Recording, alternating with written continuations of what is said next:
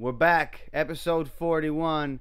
What's going on? Damn, we got son. the one, the only Albion Sabani in the building as usual. What's going on, brother? How are you, man? I'm good. I can't believe it's 41 already. Holy shit, isn't it? I know, right? It's fucking flying by. It's nuts. We haven't even put out episode 40 yet, but we're doing 41. Because I did that with Carlito and JJ, so I'm giving it away. Well, by this point you should know. Is JJ back?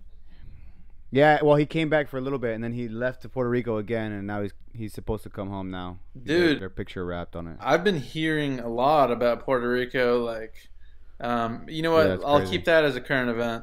About what's been going on. Yeah, shit's been effed up over there. But What's that noise? What's that noise right now? Can you hear that? Yeah, what the fuck is that? That's I don't know, the laptop's all of a sudden like ramping up. Oh, okay, it's just a fan. It's fine, whatever. We're working hard here at Curious Radio. What's going on? What's been going on with you, man? What's been new with you over there on in the side, Houston, the 33rd coast? Yeah, the dirty third. Man, just been grinding, growing my business. I've been helping out a friend who has a wedding photography and videography business. So I've been doing that on the weekends. And dude, it's kind of nice to be on, like, to have my weekends filled with like love, you know, like that new love, Yeah. you know, those special days, those special moments for couples. Until you run into that shit wedding. And it's also really funny because sometimes, like, when it gets to the reception, like this last one I did, it was a mixed couple. It was this really cute black girl and this white as fuck white dude, and he's like, him and his family. Man, I don't know why it's so hard for like white people to dance. It's just like you just follow the damn beat. just follow the drum beat or whatever. Get it together, white people. And just follow that damn beat left, right. And homeboy's dad was like dancing like Mick Jagger. He was dancing like Mick Jagger to everything. And there's bro, that's what he got. He's like, this is my fucking go-to. I'm gonna go to this one. You know, the rooster looking. Yeah, dance the rooster shit. And it was funny at one point. Like I caught, you know, because I'm catching all the footage, and I look over and he's dancing. The dad is dancing with the bride, and the white dad is dancing with the bride, and she's like trying to like follow him, and he's all over the place. Leading. He's all over the place, and at one point, like, he turns around and like walks away, and she's like, "Are we dancing?" And then she's like following him at one point, and then he turns around real fast. Oh, jeez. And dude, but other than that, like, painful. It's nice. It's a nice like reminder, even like things that I forget to do. You know, here 16 years later and stuff. It's nice to like see what new love is like, a reminder, refreshers, you know. Quick question for you: are you wearing headphones? No, that's what I fucking God forgot. Put some headphones on so I don't feed into your mic. Yeah, that's right. We're gonna pause it right here. We're still going. It's Halloween. No, don't pause it. It's cool. Oh, I thought you said Keep we were going. gonna pause it Keep right going. here. Yeah, I was just talking shit though. It's fine. Okay. Then let me get some headphones though. Yeah, go get them. Do do do do do do do do do do. You guys remember that song? Doug. Okay, cool. Mm-hmm. Anyway, sorry we had some technical difficulties. We're back. So that sounds cool, man. You're seeing people on the potentially one of the happiest days of their lives, or at least that's what a lot of people think of it as. I'm a bitch at weddings, man. I cry too much at weddings. The World Series is going on right now. We'll talk about that later. But damn, it must be crazy in Houston too, right? Is everybody pumped up about that? Oh, dude, it's been like it's been so magical for everyone here in Houston because of obviously from the storm and all the devastation, and then Astros. Is the game still going on right now? It should be. I'm about to check the score, but Astros, they've never they've never won a World Series. So Yeah, this would be they amazing. need it. Hey Dodgers, take a L, huh? Take a L, dude. Everybody's. Dude. We'll talk about it later, but oh my God, it's fucking crazy over here in LA. Of Oh. course, you know Dodgers. Yeah, yeah. What are they doing? It's gotta be. I mean, it's just. We'll talk about it in the current events because it's just enough. Well, Jesus. at the moment, it's the top of the 8th, and Houston is still up 5-1, and there's only 9 innings, so It's looking good for Houston. We're doing this as the game is going on. That's how much we don't give a fuck about baseball. No, I mean, I would like Boring ass sport. I would like to. I've been following it, but I do like this more. I can't do it. The World Series is like where you watch, but as far as the whole season, it's too many goddamn games. Hell Like, no. you know, I don't. Yeah, Fuck all I don't. I wait to the World Series to watch a football game, or I mean, it's also like Halloween right now. It's Halloween today, isn't it? no, it was Or was it yesterday. It was yesterday. Yeah. What'd you do for Halloween? Did you dress up at all or do anything?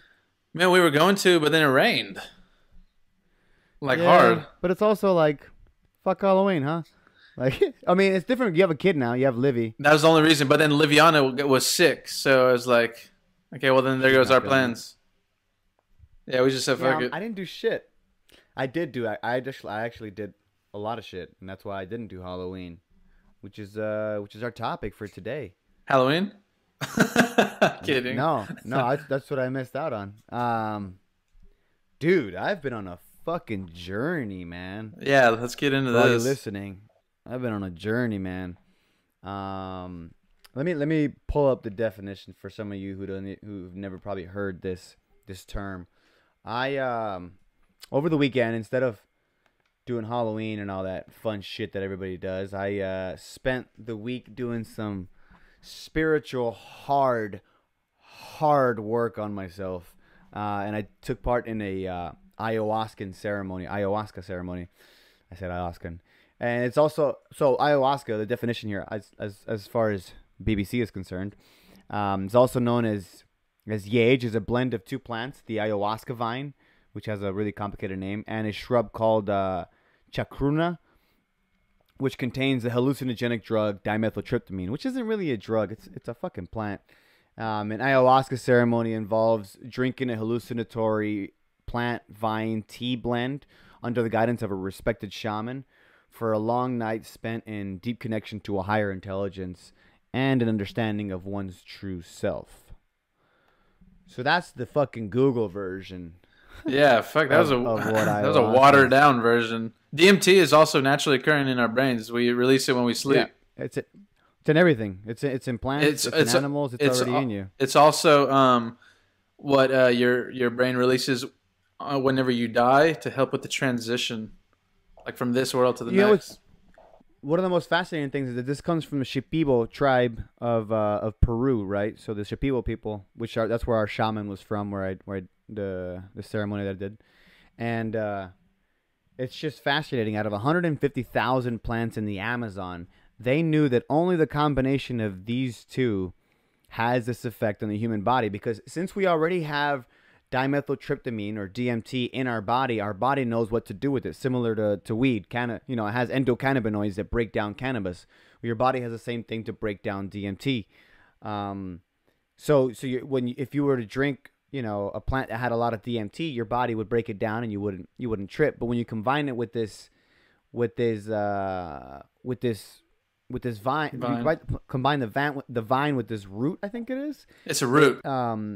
Yeah, it's a root. It stays in your system, and you can trip by drinking it, and go on this journey and take a prolonged journey. So it's more of like doing work. It's really a lot of work. People think it's this fucking fun thing, like, oh, I'm just gonna go. It's work, man. You're doing a lot of like self work, self auditing, and it's really fascinating. The reason why they combine it with this root is because it has a MAO inhibitor, so it stops your body from breaking it down, and it makes it.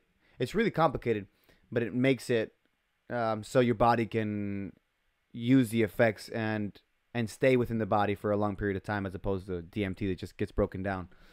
So yeah, that's one of the fascinating things. They say that the plants told them what to combine, which is another fascinating thing. Well, You yeah, know, I these mean ancient people. that's what these shamans they use in their spiritual practices to commune with the universe or with God and whatnot. And yeah, I've read that through ayahuasca, they've learned like several different things about the universe, about the stars, about plants, about botany, about health, and everything. Things that are factual now.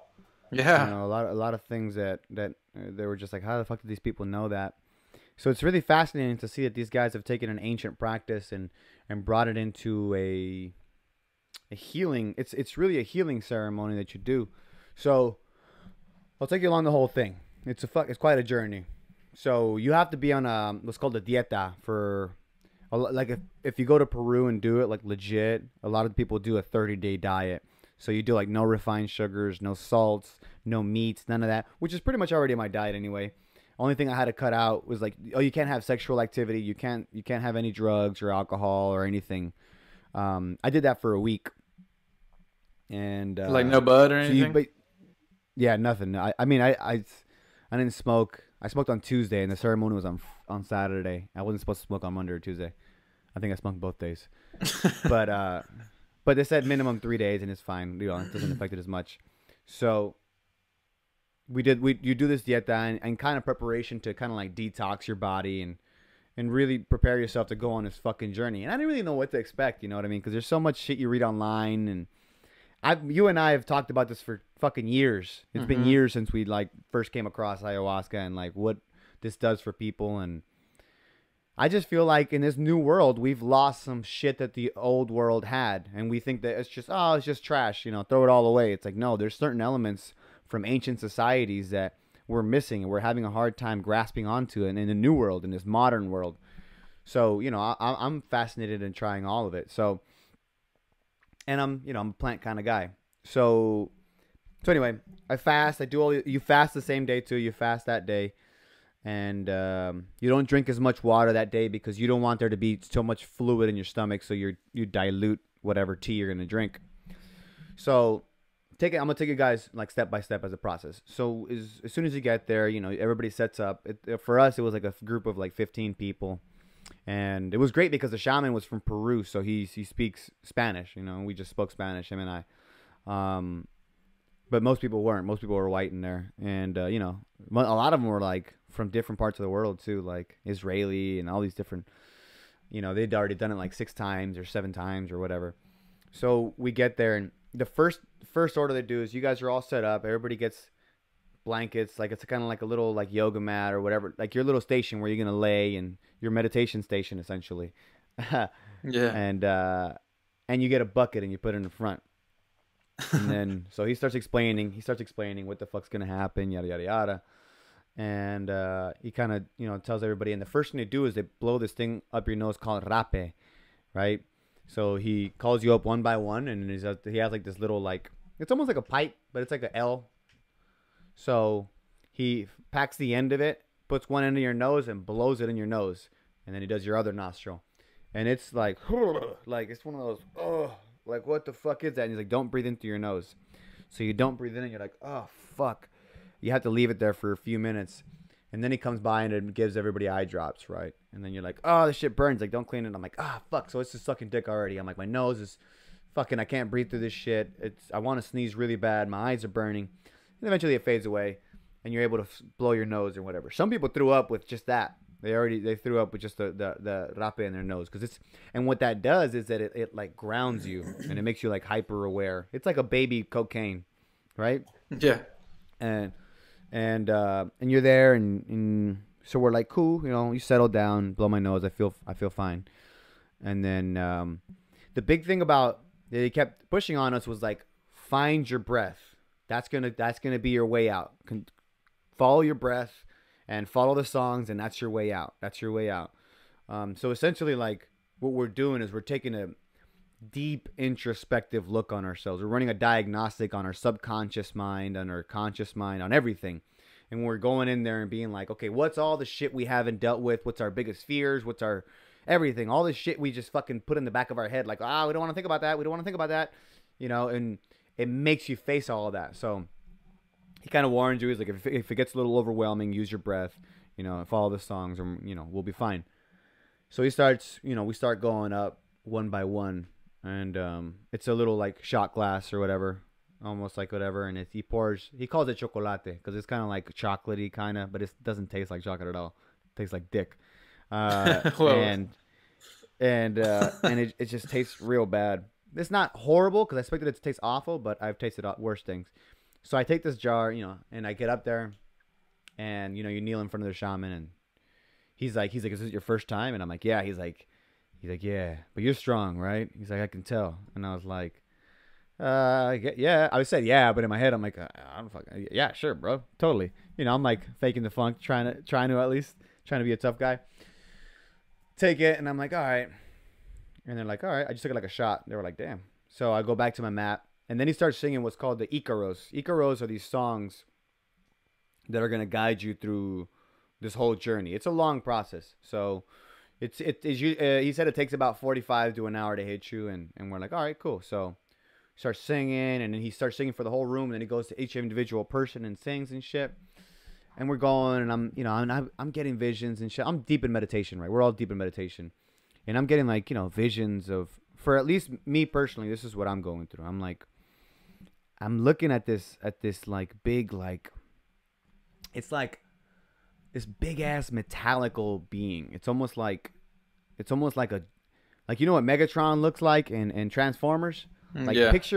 Picture you're an ant, the size of an ant on that Megatron, massive. So you see, and you're like, what the fuck is this? A building? Is this fucking huge, this technological thing? And you're just like, it's black and like smoggy, like the embodiment of what the Industrial Revolution was to the world. It's like this ugly big thing, and I'm like, looking around, just kind of observing this. And this is just in my meditation. And you can achieve these kinds of things just meditating regularly. So it's not nothing crazy. I'm not hallucinating. I'm not, this is just, I'm like, I'm so concerned about documenting everything and figuring out what this all means, what this means to me, what it represents or whatever. So I keep looking at this shit, and I'm like, whatever. So then time goes by, and he offers, he's like, if anybody wants to take a second dose, you're welcome to. So I'm like, fuck it. All right. A couple people stand up, like 2 or 3 people stand up, and we get up and we take a second one. So I'm like, boom, and I go back into my meditation. Is this after the 45 to an hour? Oh yeah, it's been like a little bit over an hour now. So it's like we're like an hour and 15 in at this point. So we're like, cool. And so we're like, all right, cool. And I don't like where this is headed. you know how I am. I'm the same way about everything. So it's like whenever you take something and then you're like, oh, I'm not feeling it, and then you take the next hit, and then you're feeling the first hit all of a sudden, and it's too much, and you're like, fuck, I still got the second one coming. So I got the second one, and I start, back to this meditation, and I'm like, and I'm in this meditation, and I want to go back to that same vision that I'm having, right? Because I'm thinking like, this is, my brain is showing me this for a reason. What the fuck does this mean? So then as I'm going back to that vision, I'm looking at the same ugly machine, and I'm like, what the fuck is that? And I see a white light shoot up, and I'm like, okay, well, it's just me. Like, I'm like I'm like an entity, right? I mean, essentially like me, but I start following this light.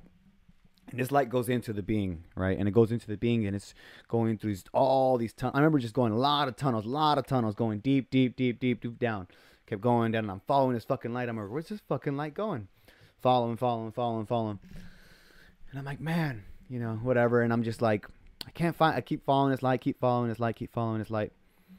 And I'm like, I'm still not there. So then I get up, and I ask his partner, I'm like, I think I need a third one.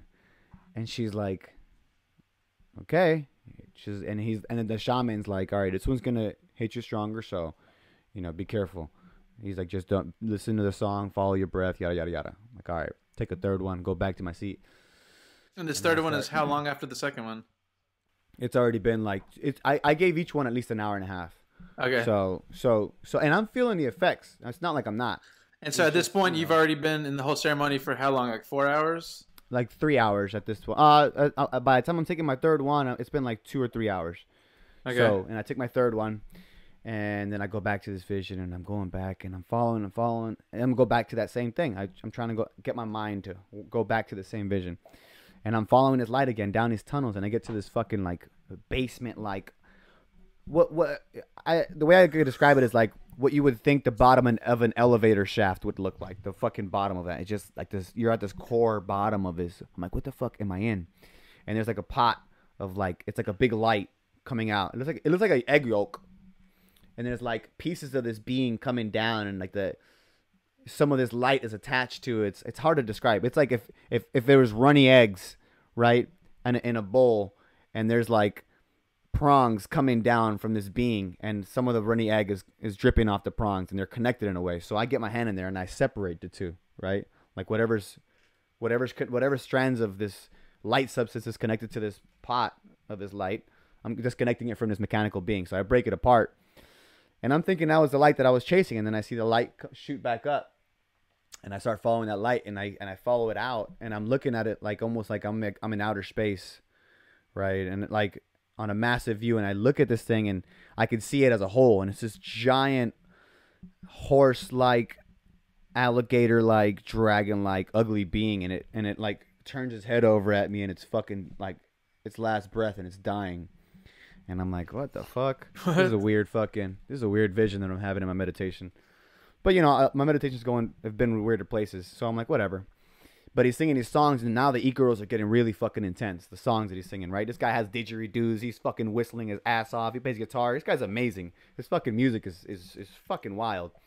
So he's going hard, and the whole room, it's like, there come moments like, where he would sing a song and everybody would. I'm 3 in now, so I'm fucking feeling it, and we're in, and I'm like, all right, you know, I'm part of this ceremony, and all of a sudden, like the whole room breaks out in joy and laughter, like you're crying tears of joy. Everybody's going through this shit together. It's really fucking weird, man. That, you know, you guys are almost like telekinetically linked, like you're all feeling the same things together. And you know, every now and then you hear somebody throw up, you know, and I haven't thrown up yet. There's been people throwing up throughout this whole time, and I'm 3 in, and I haven't thrown up yet, not even once. Nothing. I didn't even swish around water in my mouth. I was like, it doesn't taste that bad. Fuck it. I've had worse things. So, and I'm so like still again, I'm obsessed with like documenting data. Like, what can I take away from this? What does the symbolism mean? Like, I'm so like, in a way, trying to control this journey, right? And that's where I fucked up. So, you know, I'm trying to control, and the e-girls are getting louder, and there's moments when we're fucking laughing. You're just laughing at the highest of highs, laughing like you're just this fucking great feeling of love and understanding, and you're crying and you're fucking feeling good, and then you go into you're going through this emotional roller coaster, and then he takes a break, right? He's like, all right, everybody kind of settle down a little bit. He's been singing for like, you know, 3-4 hours now. He's going hard, and other people jump into too to sing, but he's like the main you know, guide here. And he's like, all right, he's like, if anybody would like to take a third one, he didn't know I'd already taken a third, he's like, or a second one, if everybody wants any more, go up. And I'm like, you know what, I can go deeper. So I'm like, let's go. So I stand up, and as I stand up, the fucking floor is like waves, bro. And I'm like, all right, well, this shit's already hit me. So, but you already stood up, so let's fucking go. And I walk up to the shaman, and his partner, she's like, are you sure you want to take a 4th one? And I was like, and I slapped my knees. I'm like, vámonos. Somebody's like, let's go. And she's like, she said valiente, which means courageous. And he's like, he kept calling me a light warrior, right? He's like, you're ballsy. Like, yeah. All right, bro. You want to go deep? Let's go deep. So I get up, I take the 4th one, and I get back to my mat. Before I get to back to my mat, I already know. I'm like, fuck, I just took 4. Because I already feel it taking the effects on my body before I even get to my mat. And I'm like, shit. Then I start purging, bro. Then it comes up. So then I start throwing up, right? And a lot of it is like, it's so hard to explain because it's literally like the physical embodiment of cleaning out your brain in a way. So this is Exorcist, the original, bro. I mean, hard, bro. And I could not stop, right? So I'm like, and dude, and I had been fasting. I haven't eaten shit. I haven't, like, you know, there's nothing in I don't know where the fuck this is, and I'm throwing up like black liquid. It's fucking nuts, right? Like lots of black liquid. I only took 4 shots of this little thing, but I'm just throwing up and throwing up and throwing up. and I can't fucking stop, bro. And I'm like, ugh. And then the hallucinations start, right? But it's just on DEFCON level 30 now. And I'm like, oh shit, we're in between worlds here. I'm like, I mean, there's a bucket in front of me, but I can barely make out the outline of the bucket. Like looking at it, you know what I mean? First of all, Shit. we're in a dark room, but you can kind of see. But I can, like, once I like bring my hands into frame here, I can kind of see this existence. But I'm in between, like, fucking full on DMT mode and fucking reality, right? So I'm Yeah. hearing there's ladies that are walking around and they're there to help and shit, if anything. And she's like, just, squeeze our hands or pull on our shirts or something. If so, as one of them's walking by, and I'm there, and I sit up and I'm taking my breath and I'm breathing hard. Right, and these fucking songs are going, bro. And I'm like, whoo, I'm in this state of like this different fucking place, and I'm throwing up and I'm throwing up, and I'm getting visions of like trauma from like my parents, not like trauma on me, but like trauma that was inflicted on them, like shit that they had gone through in their lives before I was even in the picture. And I'm like looking at my siblings and all these fucking visions. It's so much data that's hitting you all at once, and I'm purging, and it feels like I'm letting out pain, bro. And the fucking whole room is going through this with me, and I'm like, I'm by far the loudest, most violently throwing up guy in there at this point. Like,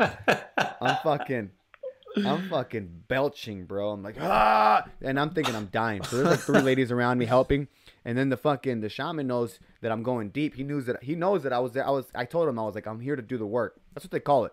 When you go in there, they call it doing the work, right? Fuck yeah. So I told him, I'm like, I'm here to do the work, like. So he's like, all right, and he knows I'm going through it at the moment, and he knows that it's all hitting me at once. So he's like, all right, cool. So he gets and he sits at the base of my mat, and he starts singing these Icaro songs, and he has his fucking hand over my back. I'm on all fours, bro, bucket on my face. My fucking face is in this bucket, and he has his hand on my back, and he's fucking singing, and it's fucking powerful. That whole room is vibrating, bro. And you're crying and you're fucking I don't even know what the fuck was going on, bro. I'm fucking just ralphing hard, like the most intense shit ever, and it's hard, bro. And I'm thinking to myself, like, I'm dying, holy shit, I'm dying, I'm fucking dying, right? And it's just kind of like I get to the point where there was a certain point where I had thrown up so much, and I'm just like, I'm like laying face down, bro. All like, I don't give a fuck what I look. I don't give a shit about anything. I mean, anything. Like, survive. All the worries, everything leaves you at that point. If I die right now, like, cool, man, it was a good run. I had fun. You know what I mean? Like, I'm at that point where I'm just like, like I'm thinking I'm death. And I remember saying to myself, or speaking to the planet, I was like, you got me. All right, you got me. Like, and I kept saying, repeating shit that they told me, that I kept saying, like, a eso vine, which means that's what I came for. Like, that's what I came for. And I kept throwing up, and I'm just going through this. And then at that point where I'm there, and what's crazy is that I'm still getting data as the days go by. Like, because you get so much at once, you don't really know what the fuck happened until, like, you start. I'm still collecting what the fuck's happened. It's only been like a few days. So at that moment, when I'm like, oh shit, you got me, it's just white noise. And there is no Rick, there is no you, there is no nothing. There's nothing. There's just, you're in a completely different. I felt like I was at home in a lot of ways. Like, I thought I died, bro. I thought I was dead. I was like, oh, that was it, man. It's a DMT. Yeah, dude. It all hit me at once. So I'm in this DMT mode. I'm thinking, like, but I wasn't happy. I wasn't mad. I wasn't, like, I was just so at peace with it. Like, thinking that Rick, this avatar, is dead. I was like, like, I had this overwhelming feeling of love and understanding and knowing, and just none of that shit mattered. Like, it was just, everything was fucking amazing at that point. And I don't know how long that lasted. That's the biggest thing that I'm having trouble grasp. Like, I don't know what happened. Like, that's the biggest chunk that I'm missing was after I went face down and I'm on this floor and I'm thinking I'm dying. I'm done throwing up. I'm dry heaving still. kind of twitching a little bit, not even exaggerating. And I remember the shaman tells the helper, he tells her like, ahí déjalo, la medicina lo va a hacer todo or some shit. I forget what he said. Basically, he was saying like, leave him alone. The medicine is not gonna do his work. So I'm there and I'm face down and I'm thinking like I'm dead or whatever. And that gap from that moment where the white noise and I'm in this other existence and that feeling, like I remember the beginning of it. And then it could have been it could have been 1,000 years. It could have been 2 seconds. And then it feels like, it almost felt like Iron Man, bro. Right? And it's like you're falling out of the sky. You're blacked out. And all of a sudden your shit turns on. And it's like, hey, your name is Rick Mancia. I'm gathering data as I'm coming back. Like I'm gathering like, hey, your name is Rick Mancia. You are in the entertainment industry. You live in Los Angeles, California. Your friends are Albion Sabani. Your friend, and it's like, and as I'm following, I'm getting more and more and more and more data. And it's like, okay. I know where I'm at. I know where I'm at. And I'm kind of like grasping, like feeling my body again. It was so intense, bro. And it's almost like I pushed reboot on my video game, right? And it was like, boom, you unplugged from your shit and you go back to your original infinite self, which we all are. And then you come back to this shit and it's almost like your avatar is telling you what you are. Like, okay, we're on level 8. This is the character you have. This is what, and it's like, and I'm running down all this information and all the things that it was so weird. It was like so fast. All the information that I like, all the people that are in my life, all the things, experiences that it was almost like it jam-packed it. It threw me like a giant sack of knowledge. Like here's all your shit. Here's a filing cabinet of your shit, your whole life. And it was like, cool, I got this. I know where I'm at. And I'm coming back. And it just like that, it was like, I'm back. Like nothing. Like I was still feeling the effects a little bit as far as hallucinogenic like goes. But I've taken some hard hallucinogenic drugs. Not drugs, I guess. Plants like shrooms, where you really fucking hallucinating hard. And it wasn't as intense as like a deep mushroom trip at that point. At that point, I mean, before that it was way more than a mushroom trip. But at that point, coming back after it was gone, it was like I was still a little, I was still like kind of not 100%, but it was little like tracers and shit like that. Oh my god, it felt like exactly like little tracers, but it felt like I went from like hardcore peaking, throwing up, purging to like death, and then like all of a sudden I'm back. So you were purging, you were just purging, and then all of a sudden you hit this like white noise place, this like oblivion or something. I mean, like this, God, it's just like yeah, man, that's so fucking nuts. I've whenever because I haven't done ayahuasca, but I've done DMT, and which is the concentrate chemical in this that makes you trip. Yeah, and that's in ayahuasca, and I remember my friend, he had said something similar where it's like he went to this place where it was just like orbs of light, and and he said it was like it was like metallic orbs of light and shit, and where he saw everything somewhat on like a grid or something, and then that reminded me of dude, like Tron. Yeah, really strange, bro. Well, see, one time whenever I was candy flipping in college, I remember I went. Candy flipping is ecstasy and acid, by the way, guys. Then rocket shipping, yeah. So I had taken a tab, and then I ate some mushrooms. Okay. Yeah, rocket shipping is that, and so I'd walked into the room, and it was pitch black dark, but it was like all of a sudden this filter turned on in my head, in my eyes, and I could see everything in this, like it was just like exactly like on the Matrix, the first one, whenever he gets killed and then he comes back to life and he sees the grid in the room, and that's exactly how I saw everything. I could see where the walls broke to the right, where the hallway started. It was unlike anything I'd ever experienced. So one of the times that so when I stood up for my third one, that's how I knew I was feeling it. Because the floor felt like waves, but I could see the grid as I'm walking up to this altar. And it was bright as fuck. Like, it's really bright. It was a dark room. Everything was pitch black in there. And I could see this grid as I'm walking up towards where I need to go. But it still felt like waves. And same thing, at one point I had to get, like, help to the bathroom. Like, they guided me the whole way. and the walls are like white again, a grid. Like that's what I keep telling everybody too. It's so funny that you say that. It's like here's the Yeah, you see the simulation X and walls. Y's. It's so fucking fast. It looks like a spreadsheet almost, like a bunch of little It's squares. yeah, it's just like in school whenever you had to do your X and Y axes, and then Yeah, now there's a Z axis because it's 3 dimensional, and you just see yeah. everything on that fucking axis. It's so nuts. It's unbelievable. But it sounds like Oh, whenever you hit that like that in between place, dude, like you were. yeah, That's almost in meditation. That's what they yeah, call transcendence. It's yeah. whenever you're meditating, and then you kind of snap back, not knowing anything happened, but you snap back and 20 minutes just went by, but you thought you were meditating for like 3 seconds. And Yeah. it's just I like don't know this how place long I was of, gone. yeah. I, Oh, because I mean, the so whole ceremony was like fucking 8 hours or some crazy shit. You know what I mean? you went by yourself or with a friend or what? Yeah. No, I went alone.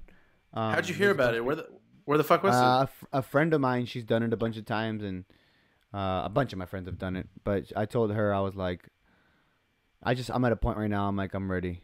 I'm ready to fucking. And in a lot of ways, dude, it's gonna sound weird, but in a lot of ways, it was like I did the work for my family, bro. It was really strange, man. It felt like I was doing the work that no one else had been willing to do before me. Cause that was probably the hardest thing I've ever done.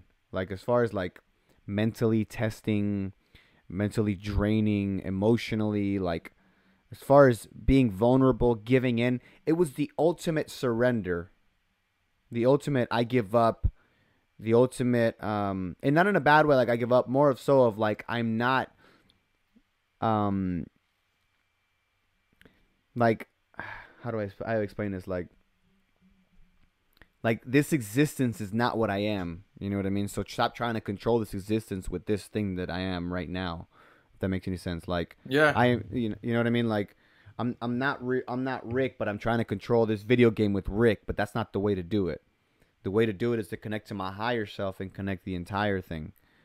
Um I don't know, it's so it's Yeah, so I hard to totally like feel you on that. it's hard to break it down because like even when you come out of it you're just like what the fuck, like how, it's so much data that you get all at once.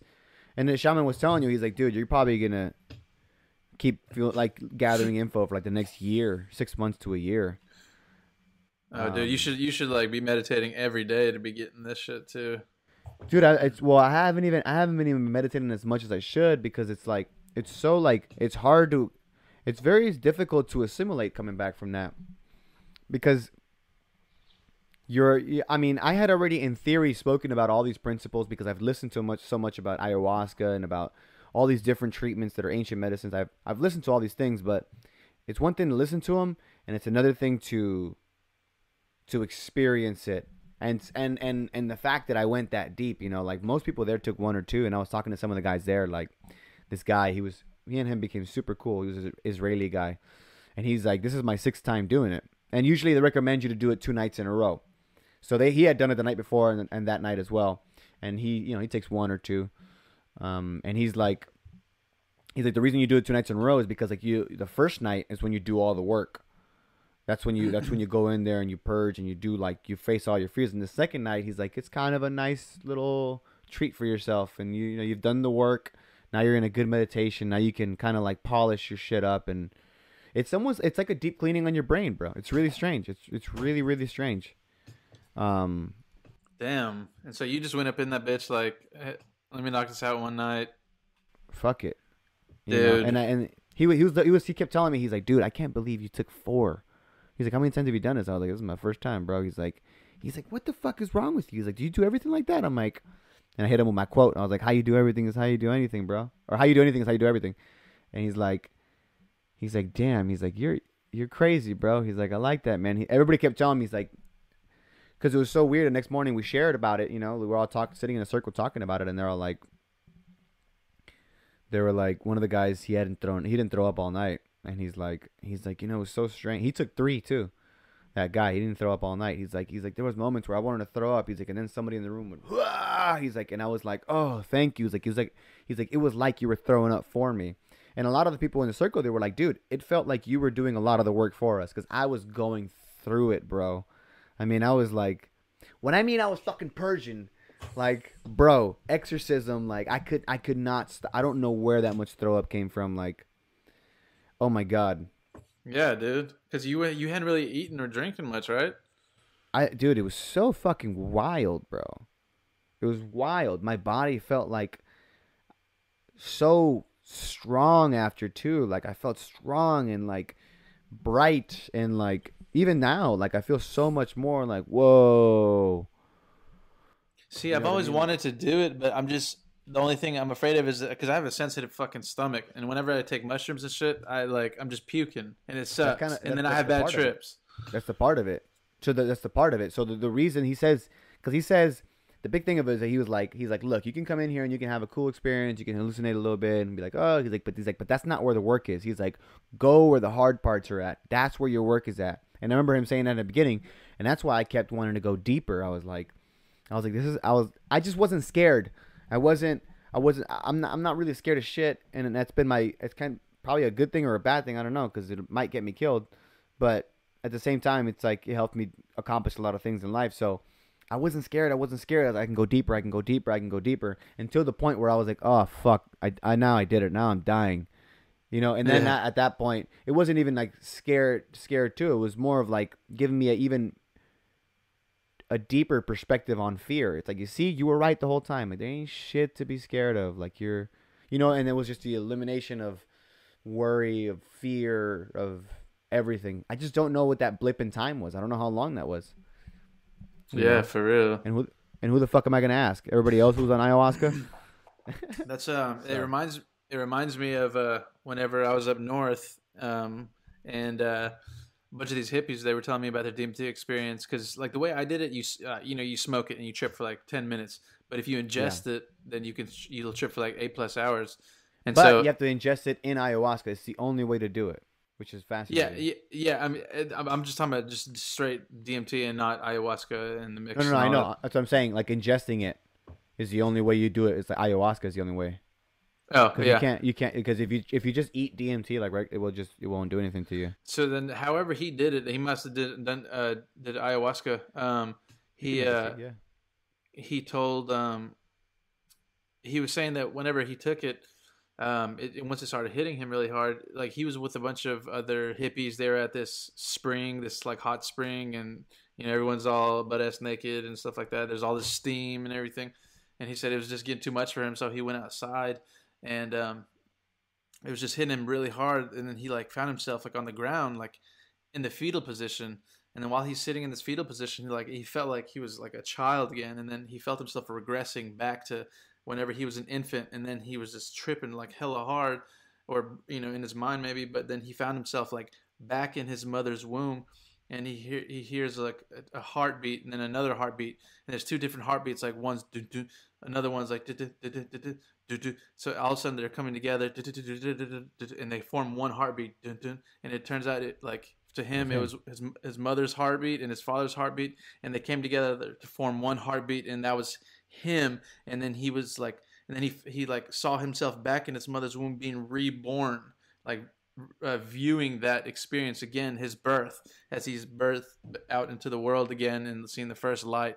um, and then he said after that, it felt like he was either, even though he was born, like, because he was still tripping several hours longer, that the whole time he's like, I guess this is, it's time for me to die. This is it, whatnot, because it's that DMT. Your body Yeah, knows that this is when to release it during this yeah. your death and your transition. Although you do it in your sleep as well, but he the whole time he's like, well, I guess this is my death, and he went he went and like. He's like, well, let me get comfortable at least. And so he like found a comfortable spot by the fireplace. He bundled up and shit like that.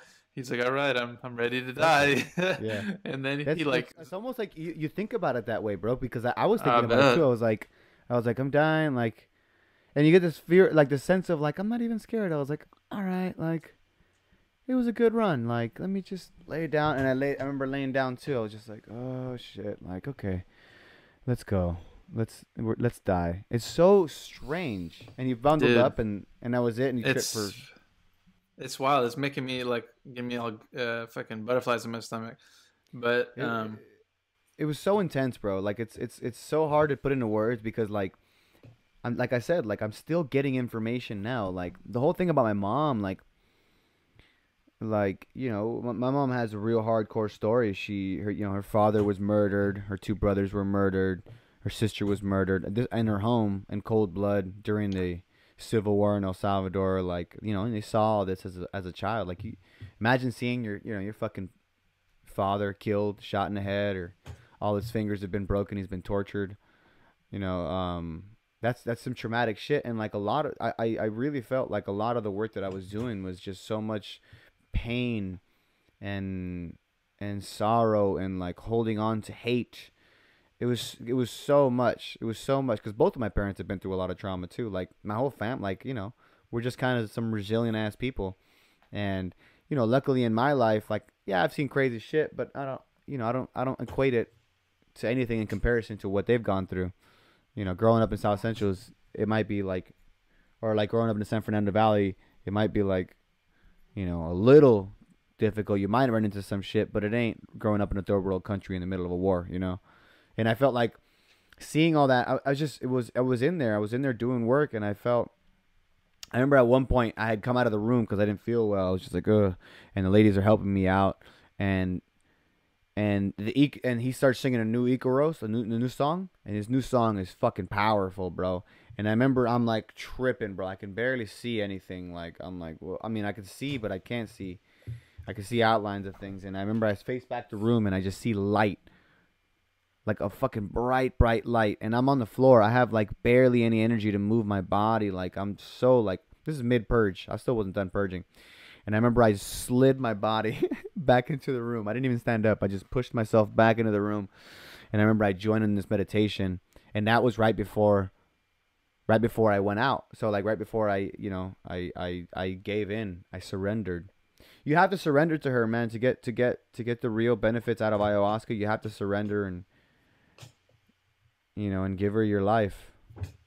And give her it's so hard to explain, man. It's like for our listeners, I'm sorry if I'm like it's confusing, but it's if you look into this, there's some good documentaries. Like for example, DMT, the Spirit Molecule. It's on Netflix. Joe Rogan actually hosts it. It's a good documentary, but it's hearing us talk about it, like it's so difficult to describe. Nah. It's an ancient method. It's been around for thousands of years, and now that luckily there's been new research shown. There's been people over at MAPS. They're conducting studies on how psilocybin, MDMA, DMT, and all these different substances cure people of heroin addiction, of crack addiction, of all kinds of, and they've gotten staggeringly positive results. Like they use it for therapy. Rape victims, people that have had traumatic experiences have these ayahuasca, these ayahuasca trips, and they find healing, and it brings them healing instead of taking antidepressants and taking medication and all that stuff. Yeah, dude, cigarettes, all that shit. One of my friend. He's like one of the most spiritually aligned people I know. Like he's had like the Kundalini awakening and everything, all that good stuff. People say that through Kundalini you can get DMT trips. That's what they say. I bet. That's the closest they say. He said that whenever he was doing ayahuasca, they were in Peru, and he said he had at one point he left his body and went and like floated up towards the mountain area, and in the mountain he found there's this small cave, and whenever he went to the cave he saw that there was these like intergalactic beings. They were aliens, and so then whenever he went to them, he said he was able to have a conversation like hours long with these extraterrestrial beings, and he was asking them all the questions that he ever had about the universe, and they were fucking telling him everything he ever wanted to know. And then whenever he came back, after it was all said and done, he was talking to the shaman, and he talked about that, and they said, and they were surprised, and they said, "You saw the cave?" And he said, "Yeah, whenever I was tripping," not knowing anything about it. And he's like, "Nobody else knows about that cave. Only like me and a select few have been shown that cave. So like, they don't show themselves to everybody. Only, like I said, my friend, he's so spiritually aligned that whenever the shamans had heard this news, they're like, "Damn, dude, like good for you, because there Damn, are dude. really aliens, there are really beings that live there, and you can't find that cave otherwise. And if you went to go search for it now, you can't find it." Um, It's wild, bro. It's like that's very similar what it feels like. It's like you know everything, you are everything, you are God, and then you're Albie with Albie's brain, and that's what it felt like. It feels like you go from being back to being like, oh shit, that's right, I'm God, and then you go back to yeah, like, oh fuck, I'm stuck in Rick again. Like, damn it. it's like we Like not forget, almost. Yeah, but it's like but you're in this and you're like, shit. Like, how do I make this monkey avatar translate the information of consciousness that I'm getting from a higher source of myself? You know what I mean? From the God version of me. This is like Kanye West. This is a God's dream. This is all this is. We are living in a God's dream, and we're all a part of the same God in the same yeah, fucking dream. God's experiencing Himself through each one of our experiences. And we Like, are God. It's a trip, bro. yeah, So that and was I that like was my Halloween weekend. that. What did Homeboy say afterwards? The shaman, after it was all said and done. So we all do that. We all did that, and the next morning, I spent Like the to night you. there. Yeah, so we spent the night there, and I come outside, and he was up early, and it was great, man. He was smoking he was smoking weed, like a little joint, and he's like, which was like probably like regular weed, because I was like, this shit ain't getting me high for shit, and I haven't smoking forever, so I'm used to that fucking green crack weed from the dispensary. Yeah, for So real. wherever we're sharing it, and he was just telling me, he's like, you're a wild motherfucker, man. He's like, I was like you, man. I used to go deep as you all, man. He's like, I used to take five. He's like, and this is while I was apprenticing to do this. Like, I've been doing it for 17 years since I was 11. I was like, God damn, he's a younger dude.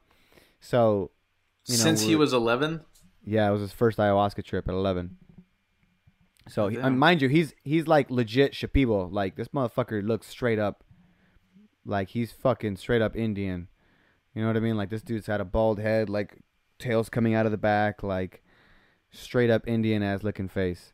Not like India, but Like like Native Indian. American. Yeah, like he's from Peru. Like Yeah. and this motherfucker, and we just talked, and he's like, listen, he's like, that was beautiful work, man. He's like, you're courageous, like you did. He's like, you did something that.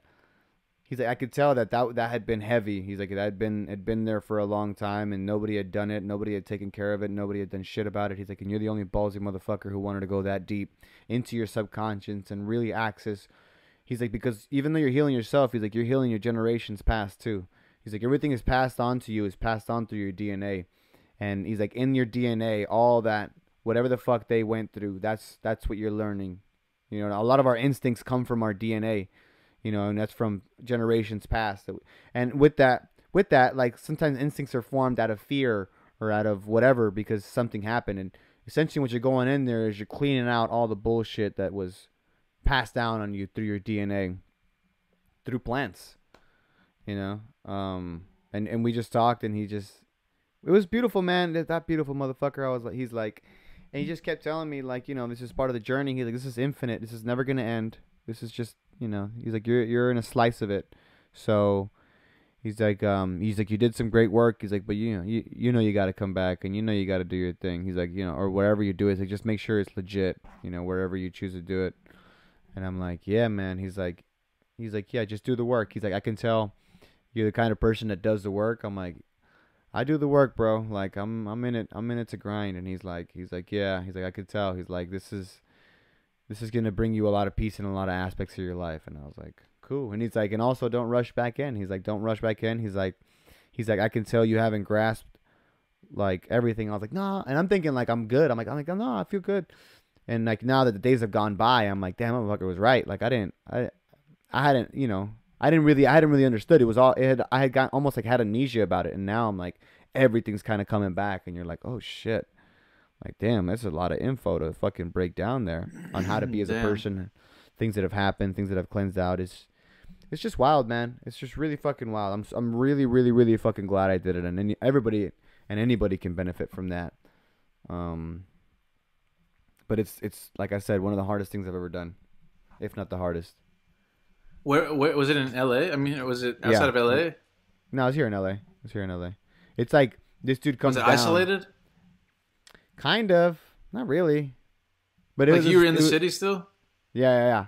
But we're in a it was like it was a dope spot. It was a dope ass spot. I mean, the fucking place felt amazing. It was like a meditation place. It was like a temple. So, it's in the city, but it was like it was dope in there. It was super dope. The environment felt amazing.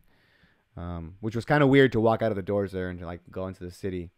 It was like stepping into a fucking level of Grand Theft Auto. That's what it felt like. As soon as I walked out of there and like got in, I was like, "Oh shit, I'm in Grand Theft Auto." It's really strange, really strange. So Damn, so yeah, that's that wraps it up for me, man. I that's don't know. awesome. It's, I Anything mean, else you I'm want to add glad. about?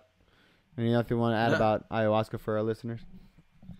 no, I'm just glad I got to hear the story because it's interesting, like how you can get bogged down with the like everyday minutia of like living in the city, living in the world of like some like billions of other fucking people, and then you get lost and you forget who you are sometimes, and you're like just grinding, and your priorities get all fucking mixed up. And it's nice to hear this shit to remind you like we're spiritual beings having a human experience. Like the wave is the ocean. We are God. So don't fucking forget that. And because I mean I'm personally going through some like in all my years of meditation and like self discovery and personal development the past 10 years, it's like I haven't had so much um, mental fatigue of trying to like deal with shit right than I do right now. Like after living in LA for almost 7 years, and then coming back to my my circle, my family, my friends and stuff, and like just to feel misunderstood that I've done so much work, and to come back and everything so like behind, and to feel like I'm too far ahead of my time, not to sound egotistical, but it's frustrating, and I feel like more alone now than I felt whenever I was in LA away from my family 1,500 miles or whatnot, 3 states away. And like now I'm sitting here and I'm looking at people I love, and like why are you doing that? Why are you behaving this way? It's so not in alignment with you, and it's just going to throw you even further out, or this and that. Like why do you respond this way to me whenever I'm just showing you love? And I just don't understand it. And it's like not only am I having to deal with the collective consciousness of Texas, but I'm also now having to deal with like my inner circles who've been so fucking inundated in that, and they're not budging. And I'm trying to like like the universe says, the shit that I share every morning and stuff, and it's Yeah. like I'm It's doing it. hard. It's hard not to become a product of your environment, bro. And That's that's what what a I'm lot of them are. struggling with right now. And I'm like, where are my people at? I'm waiting for the universe to like bring me my people, like my new tribe, my other people that are in alignment with me. And it's just like I'm looking for them, and I've been here Maybe about 8 months. maybe that is your task, though. Maybe your task is to be the beacon of light, and that's a big thing that I learned. A big thing that I learned is that he told me, he's like, listen, he's like, you don't realize how much of because I was, we were talking about. I told him I was like, I'm doing the work, because he was like, I was talking about doing the work for my family or whatever, and he's like, listen, he's like, you don't understand. He's like, you are a beacon of light. You are a light warrior. He's like, that's why I kept calling you that. He's like, that's your job. That's what you do. You change people, because you get frustrated. And he's like, and a big thing that it taught me too is to be gentle on myself, because we always forget to be gentle on ourselves. We're more gentle on other people than we are on ourselves often, and that's the big part of it, that we can't beat ourselves up because of where we are in this point in time right now, because a lot of times that where you're at right now that's where your journey is. That's where you're supposed to fucking, because I mean it's in a lot of ways, like people around me are changing. A lot of people around me are changing, right? And in a good way, but it's been, in the beginning, it was a really hard process, because, me changing the way I act, the way I talk, the way I treat others, the way I eat, the way I, practice my self-development, my self-growth, like all that shit. I got a lot of pushback from people around me just from the environments that I grew up in. People are like, what the fuck are you trying to do? But now so much of them are like, oh, like there's, they see the benefits in you. And that's what the shaman was telling me. He's like, you're going to walk around into your world and people are going to see the difference in you, bro. He's like, the difference is already in you. He's like, the plant is already in you. It's already done its work. He's like, you are the light. Just go out. He's like, just be you. Don't worry about them. He's like, they're going to fix themselves, but you got to learn how to fix you and do you and, keep your light shining.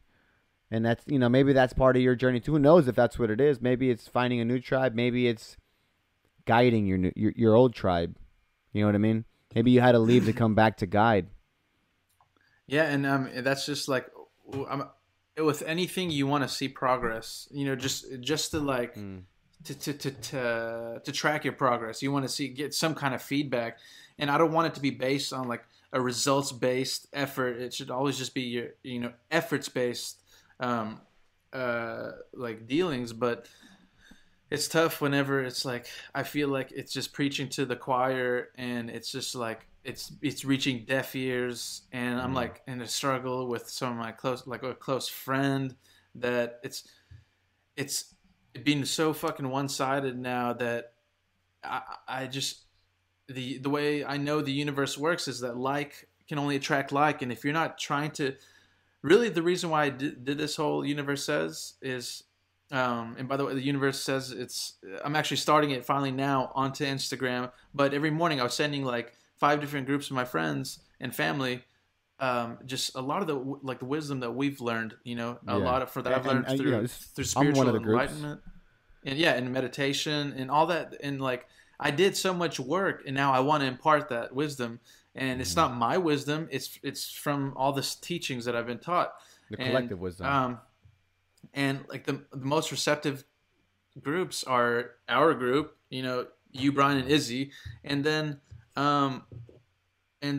just my sister-in-law and her husband. Everyone else, though, which is like probably 8 people, they're just like dragging their fucking feet, and then I'm feeling like I'm pushing like something on them too soon or whatnot. You're like a Jehovah's Witness at somebody's door, being like, exactly. "Hey, can I tell you about the Lord?" And they're like, "Dude, I don't give a fuck about your Lord." And I'm not. Like, I'm just trying to show them like how to like ways to be happy. You don't have to do what I'm saying, but this is stuff that I've done, and I don't want to be preaching or anything. But try like, the reason why I was trying to say is that what I started this is I wanted to let everyone here know where I'm at. And if you want to be where I'm at, and if you want to resonate with me, this is where I'm resonating. This is the kind of shit that I'm doing.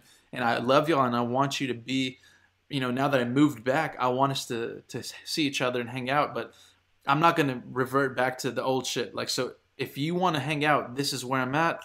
And I'm not seeing anybody want to fucking meet me there. And it's heartbreaking. It's going to take a while because it's just hard.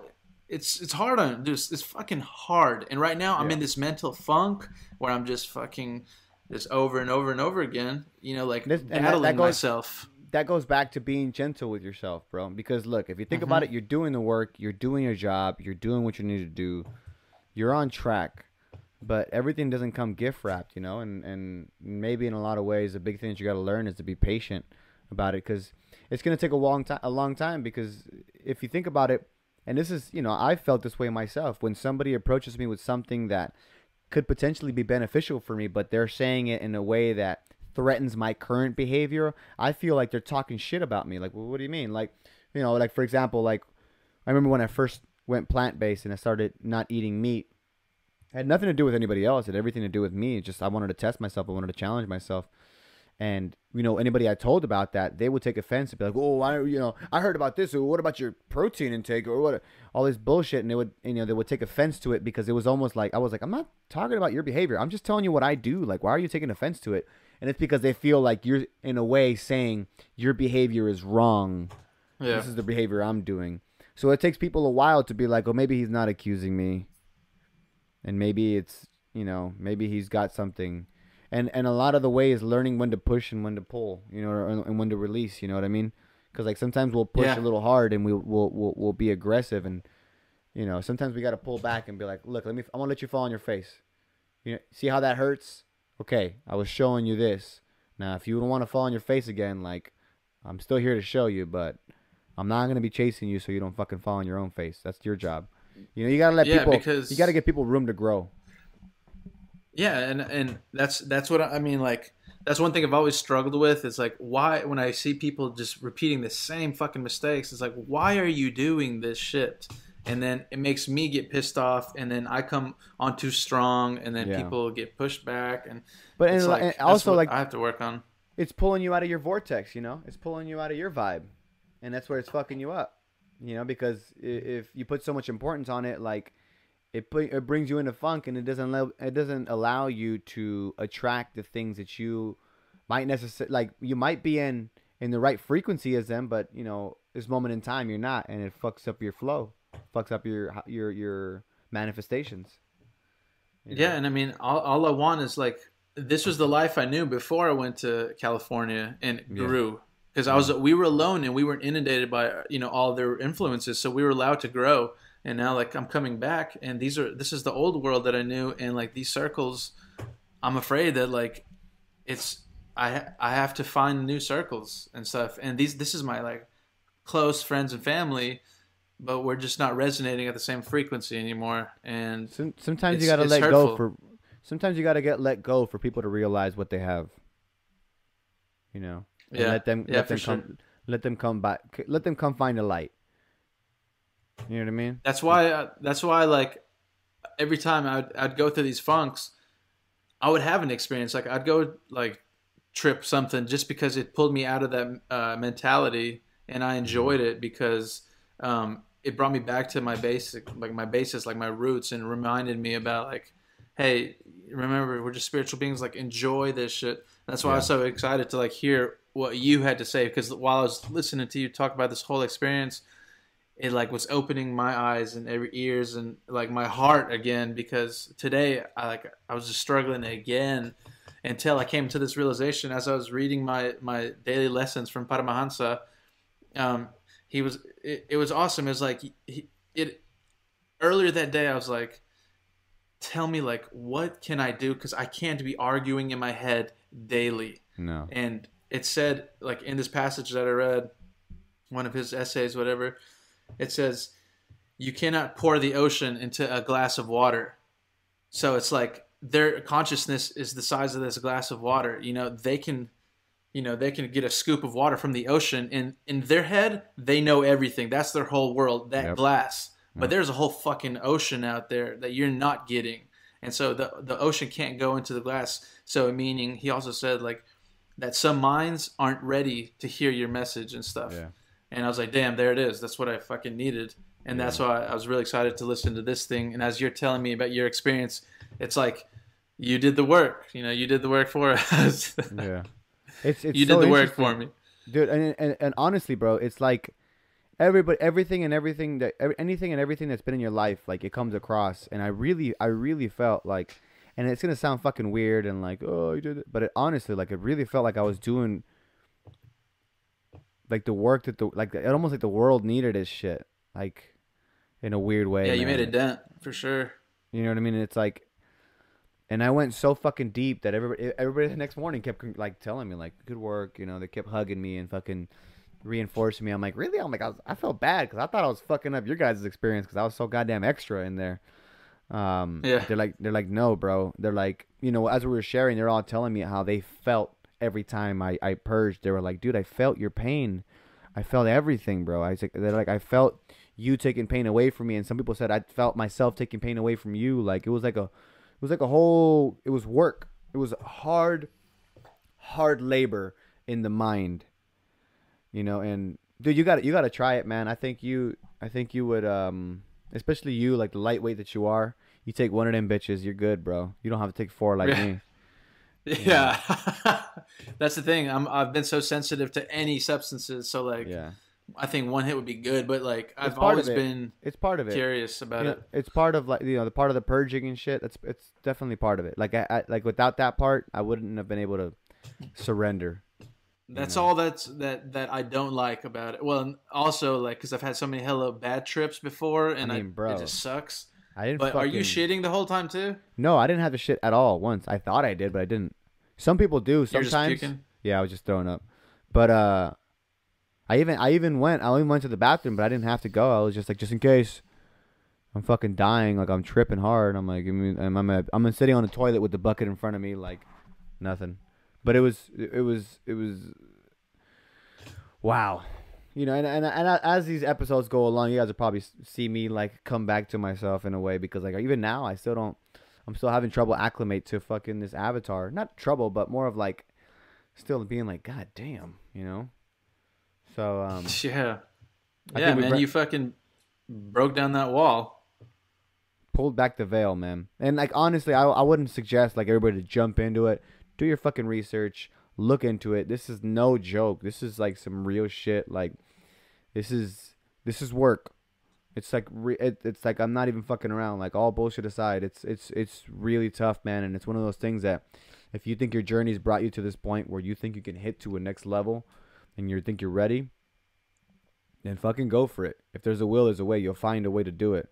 Um, just like I did. There's a big saying that everybody says, like, she'll come find you when you're ready. And I feel like she did. Because for years I'd been looking for this, and all of a sudden this opportunity popped up, and I'm like, I'm fucking in. And now I'm like, okay, cool. Like, but it's one of those things. Again, it's not like you're not going in there to have like, oh, I'm fucking tripping. Like, because you can do shrooms and have like a great time and go out and fucking rave or whatever the fuck you want. Not ayahuasca, man. You're going to do some work. So again, do your research on it if you're interested. It's fascinating. There's a lot of shit all over the internet about it. And yeah, I think we're deep in time, so I think we should get into some hot seat questions. Yeah. Um. Let me ask you, since we're already on the topic, like after your trip, how do you feel about your direction in life? Do you think you found a newer direction or a more enhanced direction? Do you still feel the same way about the industry, about your acting career? Have you found a new direction or? Honestly, bro, all it did was just re-energize everything. All it did was like it removes your fears, it removes your doubts, it removes everything, and it was almost like a big warm hug of being like, hey, hey, hey, hey, bro, like you got this, you're killing it, bro, come on, you got this. Like, what the fuck are you tripping about? What's all this extra bullshit you got around you? Look at you, like, hey, man, did you forget your God? It was almost like a feeling like that, and then you're like, oh my God, of course, like, dude, I'm somebody having a conversation with God. You're like, dude, oh shit, of course, like, I was totally tripping, dude. I got caught up in the game for a minute, like, thought that was real for a second. It's like, dude, look at what you're doing. And it was almost like looking back at my life and being like, I'm doing all the things that I should be doing, all the things that I want to be doing, and I got into this. I'm doing this to do all the fucking things that I want to do. And that's what I'm doing, man. I'm doing all the things that I want to do. I'm doing a podcast. I'm acting. I'm doing movies. I'm doing shows. I'm auditioning for the coolest fucking shit in the world. Like all the coolest shows you can think of and all the coolest movies. And I have great reps. And I make money playing pretend. I play drums. Like I do all the cool shit. All it did was just double down on me. It was more of like a, hey, you're fucking killing it, bro. Like stop being so hard on yourself. That was mainly the biggest lesson for me, to fucking be gentle on myself. Stop going so balls to the walls and everything. They're like, hey man, allow yourself to fucking congratulate yourself every once in a while. You know? So yeah. If anything, it made me feel better about it, and it made me like ignore all the bullshit that. It really made me feel better about the shit that makes you mad about the industry. It removes that, like, oh, this person in politics and this and money and all that extra bullshit. This agent and. This fucking person knows this person, and that person knows this person, and that person fucked the producer, so they got the part. All that bullshit. You don't even give a fuck about it. One thing that like I don't know if I like about it, but it's very enlightening, I guess. But whenever I'm tripping on whatever, one thing that I do gain is like a newer sense of perception where I can almost step into other people's consciousness and I can see the world through their experience. And then also I can see like through interactions how fake someone's being and how inauthentic someone's being. And I don't know if I like that part of it, but it comes with the territory. Yeah, I think it's better. It's better to have it, so because that's my biggest thing, bro. I can tell when something's off, when someone's off, all the time. My big problem is that I ignore it sometimes because I like to put myself into the hard points. Like I like the hard work, and that was a big lesson in it. Like, because I like you, like I can tell things like right away, like oh something's off, but I run at that shit sometimes. I'm like, oh, something's off. Let's find out what it is. I'm like that fucking white person at every scary movie that's like, oh my god, what was that noise? Let's go look. That's what Yeah. I treat shit like. Instead of being like, fuck that, I'm getting out of here. It's like I'm gonna go look at what that is, because I'm just curious as fuck. Curious radio. All right, I got one for you. If you could take back one experience from elementary school, what would it be? Like remove it from Yeah. existence Yeah. from elementary school. Yeah. Let's see. Elementary is what, up to fifth grade Yeah. Fifth grade. or Fifth. fifth grade up to. Man, I did a lot of crazy shit like when I was a kid. One I that don't know. particularly fucked you up. You're like, damn it, I could have gone without that. That wasn't a lesson I needed to learn again. Oh shit. But I don't know if what kind of sucked was but I think it was necessary, but it was I remember I was playing with my friends upstairs, and we lived in a 2-story building, Uh, and we were playing Power Rangers, and I didn't realize the window was open and the screen was on, and like I jumped at him, bounced off the bed, and then I fell out the fucking 2-story building window, and I was a second grader, and I fell onto the ground like 2 stories below, and it knocked the fucking like life out of me. I couldn't breathe for shit, but I wasn't dead. no. Yeah, like for some reason I immediately got up. Actually, once I hit the, it wasn't pavement, it was dirt. But I had landed right between these two AC units. I don't know how the fuck that happened. Like I could have broken my back on that or this huge root that was to my left. But then I got up, and I was like, first thing I thought was like, I'm in fucking trouble. I broke my back. I'm in serious trouble. And then like I turn around, I'm to walk towards the stairs, and my mom is already there with like a bucket of water, and she splashes it in my face, and I'm like, and like the life just rushed back into my lungs, and that How water weird is that? shocked my body so much that like I was able to breathe again. How does she know? Super. I don't know. Yeah, and they rushed me to the hospital. I didn't have any broken bones or anything, but then my friend's dad like beat his ass because I thought he pushed me. Yeah, you fucked up. and I think I for years I said he pushed me because I thought he did, and it wasn't until maybe like 2 or 3 years ago I linked back up with him. And we were talking about it, and then it all came back, and I was like, "Oh shit!" He's like, "Hey, bro, I got my ass beat for you. Sorry, bro." All right. Yeah. So that part. So I'm sorry, DL. That part. Sorry, DL. Oh, I know DL. Yeah. Yeah. All right. What's your next one? Yeah. Yeah, I met DL. Okay.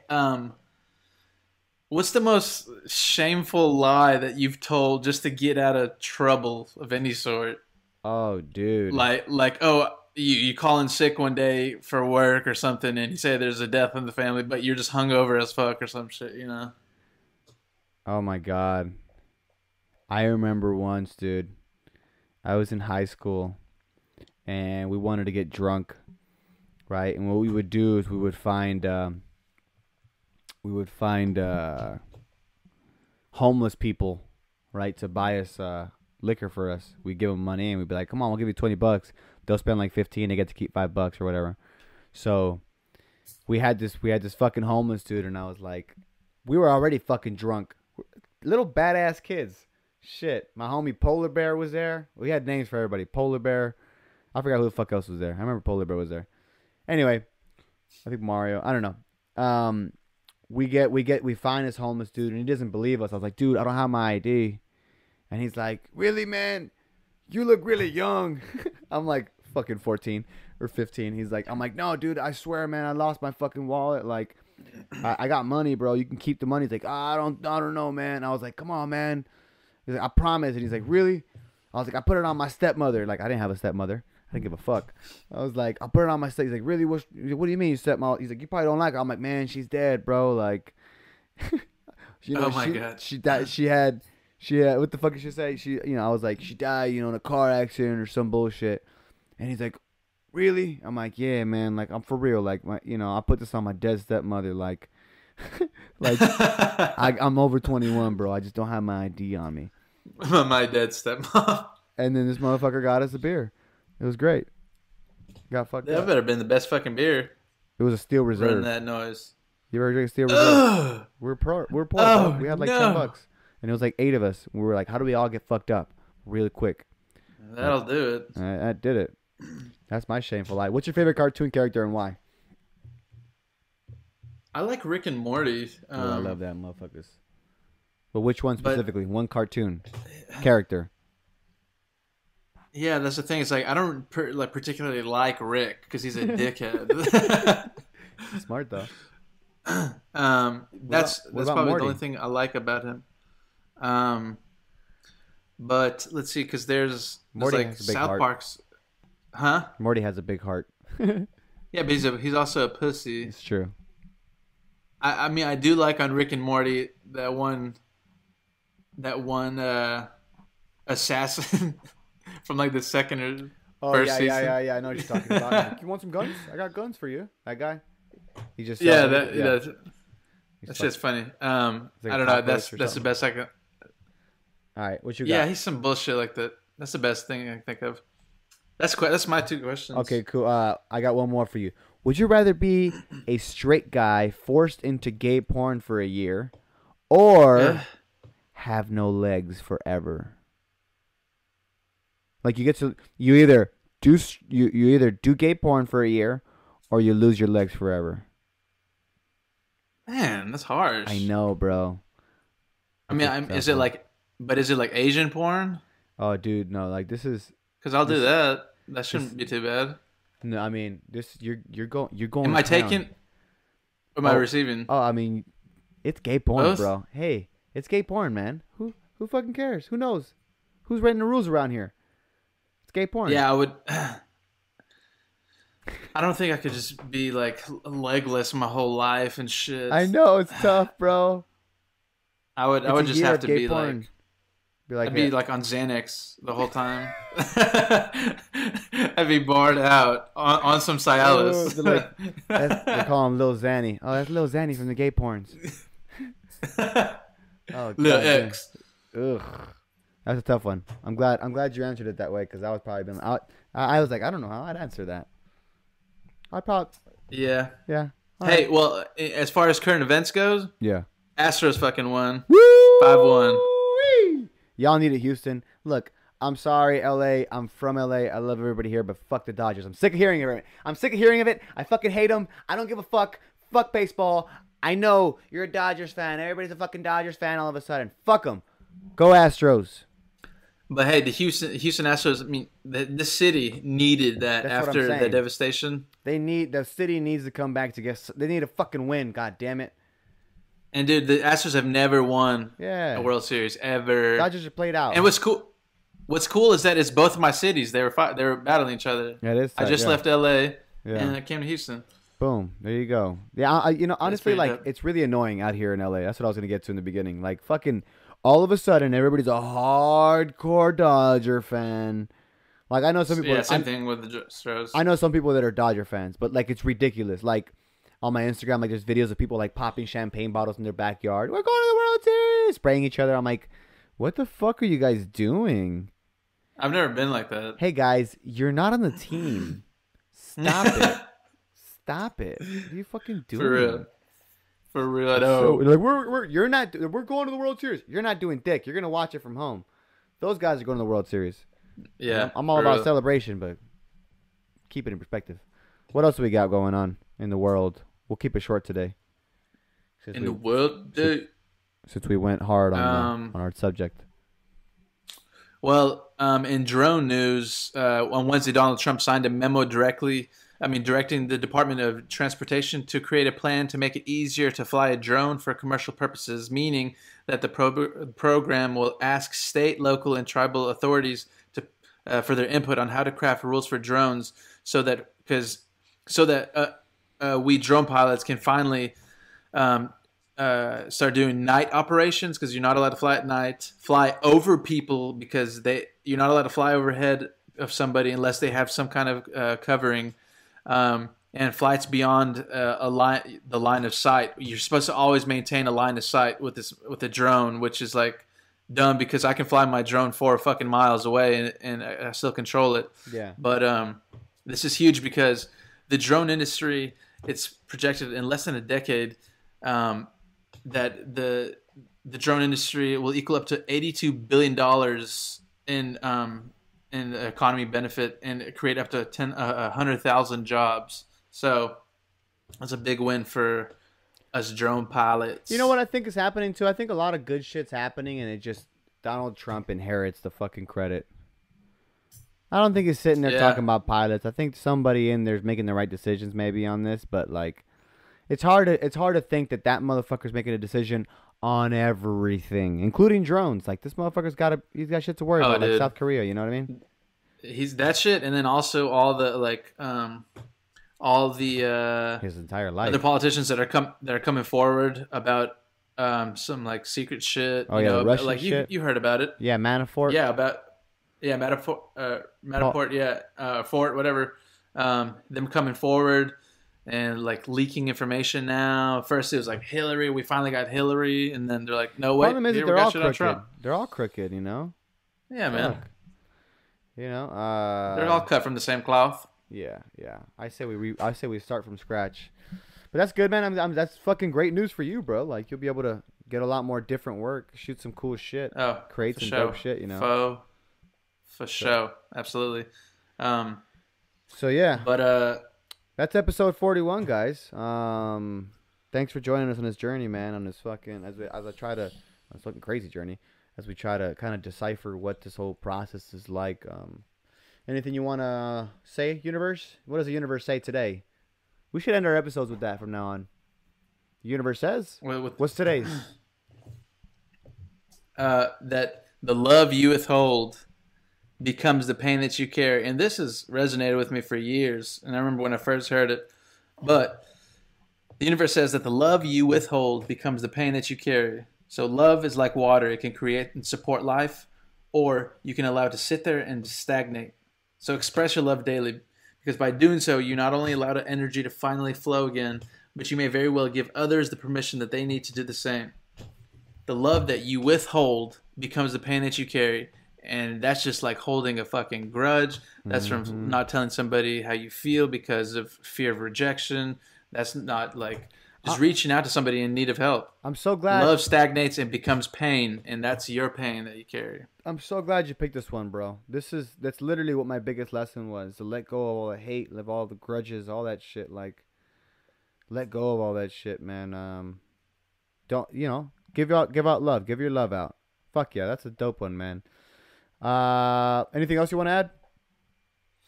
No, I'm glad. Thank you for telling your story, man. Like, it's kind of like what I needed to hear. You know, it's Thanks like for listening, brother. I vicariously felt that trip. Hey, bro, and you kind tell of put me things into perspective for me. You tell me when you want to do it. We can figure it out. I'll figure it out. Yeah, I know, man. You know, you and Vanessa, shit, both of you guys. You know, shit, yeah, for real. A lot of couples go do that shit. A lot of couples were in there. So, oh, really? Yeah, there was quite a few couples in there. Damn.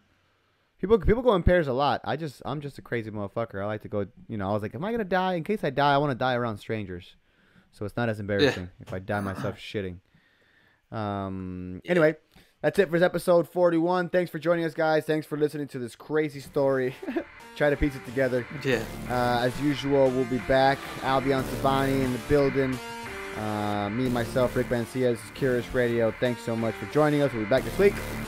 Catch you guys later. Boom. Lighters.